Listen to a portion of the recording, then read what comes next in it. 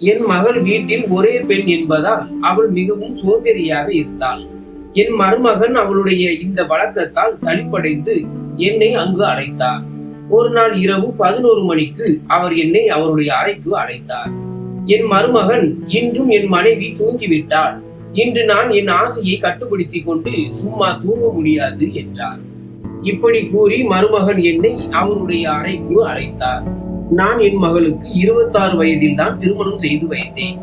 இவ்வளவு தாமதமான திருமணத்திற்கான காரணம் என் மகள் வீட்டில் ஒரே பிள்ளை என்பதால். அவள் மிகவும் செல்லமாக வளர்க்கப்பட்டாள். அவளுக்கு வீட்டு வேலைகள் செய்யும் பழக்கம் இல்லை. அதனால் தான் என் மகளுக்காக ஒரே மகன் மட்டும் இருக்கும் மருமகனை நான் எதிர்பார்த்தேன். பல வருட தேடலுக்கு பிறகு நான் விரும்பிய மருமகன் எனக்கு கிடைத்தார். என் மருமகன் தனிமையில் இருந்தார். அவருக்கு பெற்றோர்கள் இல்லை. அவர் ஒரு நல்ல வேலையில் இருந்தார். சொந்த வீடும் அவருக்கு இருந்தது. என் மகளுக்கு இது ஒரு மிக சிறந்த உறவாக தோன்றியது. அதனால் நான் உடனடியாக திருமண ஏற்பாடுகளை செய்து என் அஞ்சலியை திருமணம் செய்து கொடுத்தேன். ஆனால் திருமணத்திற்கு பிறகு நான் எதிர்பார்த்தது எதுவும் நடக்கவில்லை. எனக்கு தெரியவில்லை, அஞ்சலியால் தனியாக தன் கணவரை நன்றாக கவனித்துக் கொள்ள முடியாது என்று நினைத்தேன். திருமணத்திற்கு முன்பு நான் அவளுக்கு நன்றாக புரிய வைத்ததாகவும் அவளும் எனக்கு ஒப்புக்கொண்டதாகவும் நினைத்தேன். இப்போது திருமணம் முடிந்த சில மாதங்களிலேயே அவளை பற்றிய சில புகார்களை நான் கேட்க ஆரம்பித்தேன். முதலில் என் மருமகன் தன் மனைவியின் சோம்பேறித்தனத்தை பொறுத்து கொண்டார். ஆனால் இப்போது இருவரும் வீட்டு காரியங்களை பார்த்து பார்த்து சோர்வடைந்து விட்டனர். ஒரு நாள் என் மகளை பற்றி விசாரிப்பதற்காக அவள் வீட்டிற்கு செல்ல முடிவு செய்தேன். நான் அங்கு 2 நாட்கள் தங்கினேன். 2 நாட்களுக்கு பிறகு நான் என் வீட்டிற்கு திரும்ப தொடங்கிய போது அஞ்சலி என்னை தடுத்து நிறுத்தினாள். அவள், அம்மா, எனக்கு இப்போது மிகவும் சோர்வாக இருக்கிறது.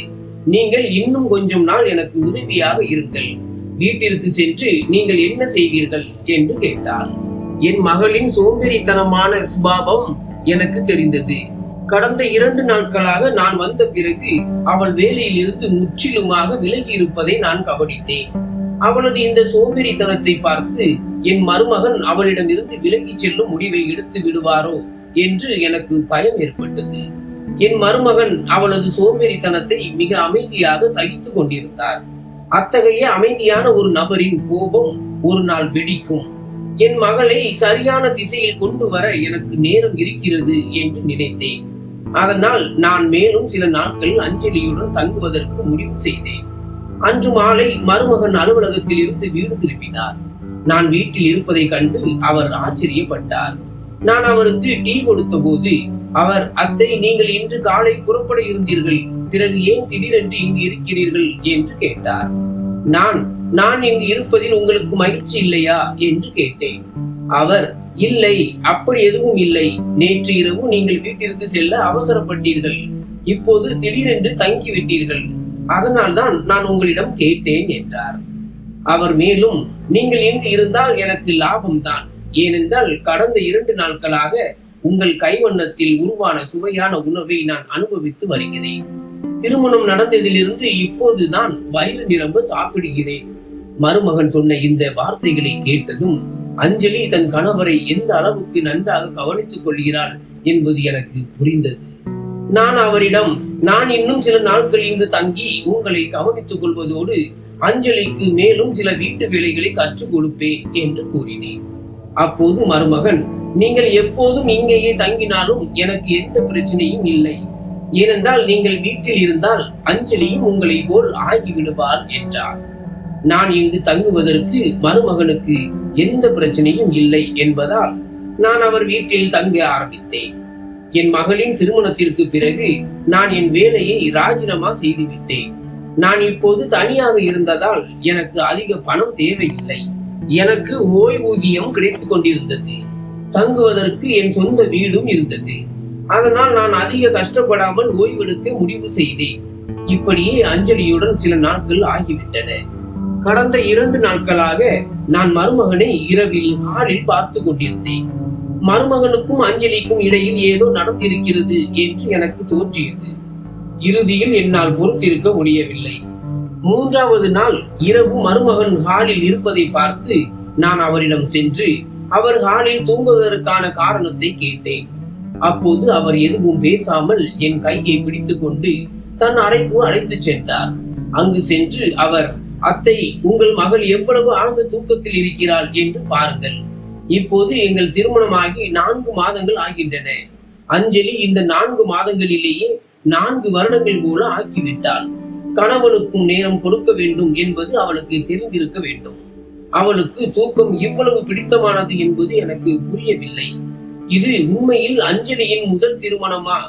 ஏனென்றால் அவளுக்கு என்னிடம் எந்த ஆர்வமும் இருப்பதில்லை. இப்போது அவளுக்கு ஒரே விஷயத்தை தினமும் புரிய வைத்து என் தலை வலிக்கிறது. அதனால்தான் நான் ஹாலுக்கு போய் தூங்கி விடுகிறேன் என்றார். மருமகனின் பேச்சை கேட்டு நான் மிகவும் அதிர்ச்சி அடைந்தேன். என் மருமகன் என் மகளால் கொஞ்சம் கூட மகிழ்ச்சியாக இல்லை. அப்போது நான் அவரிடம், நீங்கள் கவலைப்படாதீர்கள், நான் அஞ்சலிக்கு புரிய வைக்கிறேன் என்றேன். மருமகனுக்கும் மகளுக்கும் இடையிலான உறவை பற்றி எனக்கு தெரிந்ததால் என் கண்ணில் இருந்து தூக்கம் மறைந்து விட்டது.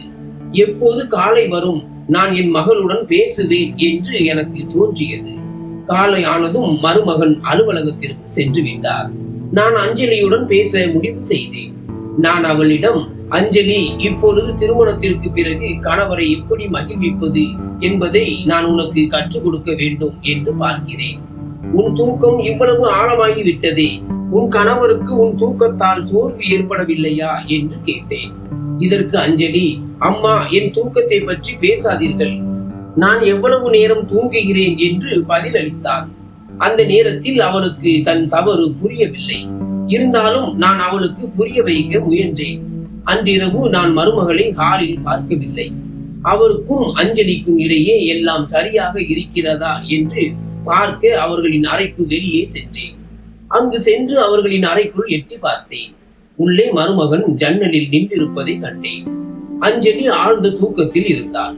என் அறிவுரை அவளுக்கு எந்தவித பாதிப்பையும் ஏற்படுத்தவில்லை. நான் அங்கிருந்து கிளம்பும் போது என் சேலையின் முந்தானை திடீரென்று சிக்கிக் கொண்டது. எனக்கு பலத்த அதிர்ச்சி ஏற்பட்டது. நான் கீழே விழுந்தேன். என் சத்தத்தை கேட்டதும் மருமகன் ஓடி வந்து நான் விழுந்திருப்பதை கண்டு என் அருகில் வந்தார். அவர், அத்தை, இந்த நேரத்தில் எங்கள் அறைக்கு வெளியே என்ன செய்தீர்கள் என்று கேட்டார்.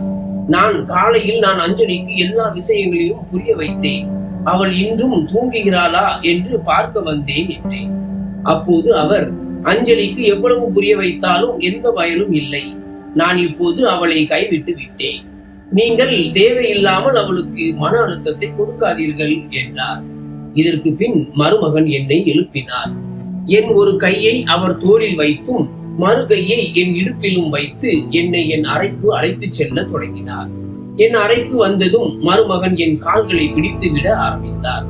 மருமகன் தொட்டதுமே நான் வெட்கப்பட்டேன். அவர், நீங்கள் வெட்கப்பட தேவையில்லை என்றார். மருமகன் மிகவும் சுதந்திரமான சுபாவமும் கொண்டவராக இருந்தார். ஆனால் எனக்கு இது எல்லாம் புதிதாக இருந்தது. நிலைமை எப்படி இருந்தாலும் எங்களுக்கிடையே ஒரு மரியாதை நிறைந்த உறவு இருந்தது. அப்போது நான் மருமகனிடம் வேண்டாம் என்று சொல்லவில்லை. ஆனால் அவர் என் முழங்கால் வரை என் கால்களை தடவ ஆரம்பித்தார். அப்பொழுது மருமகனின் கண்கள் என் மீது ஒரு வித்தியாசமான முறையில் சுழன்று கொண்டிருந்தன. மெதுவாக மருமகனின் கண்கள் என் மீது திரும்ப தொடங்கின. அந்த நேரத்தில் நான் அதை உணரவில்லை. நான் இப்போதும் அழகாக இருக்கிறேன். என் உடல் முன்பை போலவே இருக்கிறது. அப்போது என் கால்களை தொடும்போது மருமகன், அத்தை, உங்கள் மகளை விட நீங்கள் சோர்வாக தெரியவில்லை. நீங்கள் இப்போதும் அழகாகவும் இளமையாகவும் இருக்கிறீர்கள் என்றார். மருமகன் சொன்னதை கேட்டு நான் புன்னகைத்தேன். இதற்கு பிந்தைய நாட்களில் அஞ்சலிக்கு எல்லாவற்றையும் கற்றுக் கொடுக்க நான் முயற்சி செய்து கொண்டிருந்தேன். அவள் மெதுவாக என்னிடமிருந்து வீட்டு வேலைகளை கற்றுக்கொள்ள ஆரம்பித்தாள். ஒரு இரவு பாத்திரங்கள் சத்தம் கேட்டது. நான் உடனடியாக அறைக்கு வெளியே வந்தேன்.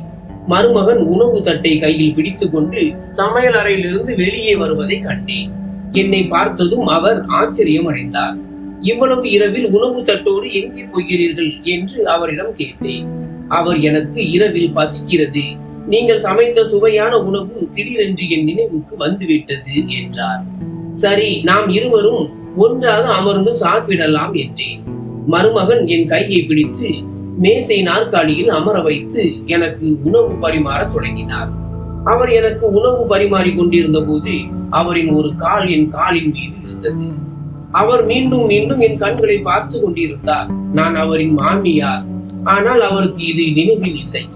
நான் சாப்பிட்டு விட்டு தண்ணீர் குடித்தேன்.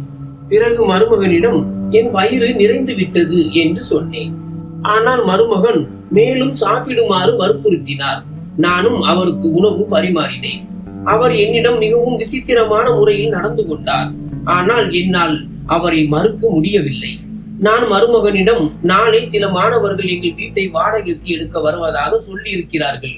எங்கள் வீட்டின் மாடி அறை காலியாக உள்ளது. இந்த அறையை வாடகைக்கு விடலாமா என்று கேட்டேன்.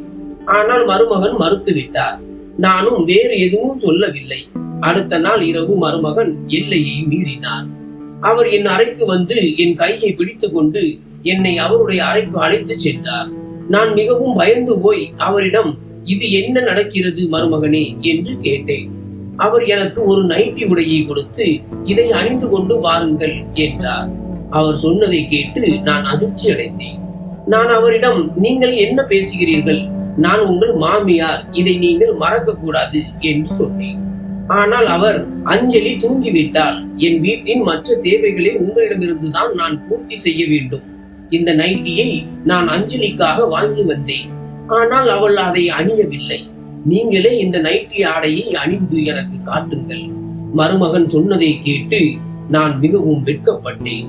அவரிடம், நான் உங்கள் மாமியார், இதை நீங்கள் மறக்க கூடாது என்று சொன்னேன். ஆனால் நான் அவரை மறுக்க முடியாமல் அங்கிருந்து சென்று விட்டேன்.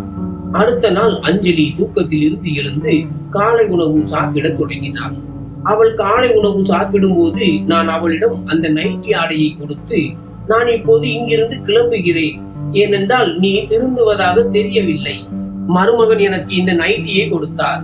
என்னிடம் தன் விருப்பத்தை வெளிப்படுத்தினார். உன்னால் எனக்கு மருமகனின் வார்த்தைகளை கேட்க நேர்ந்தது. உன்னால் உன் கணவரை மகிழ்விக்க முடியாவிட்டால் உன் வாழ்க்கை வீண்.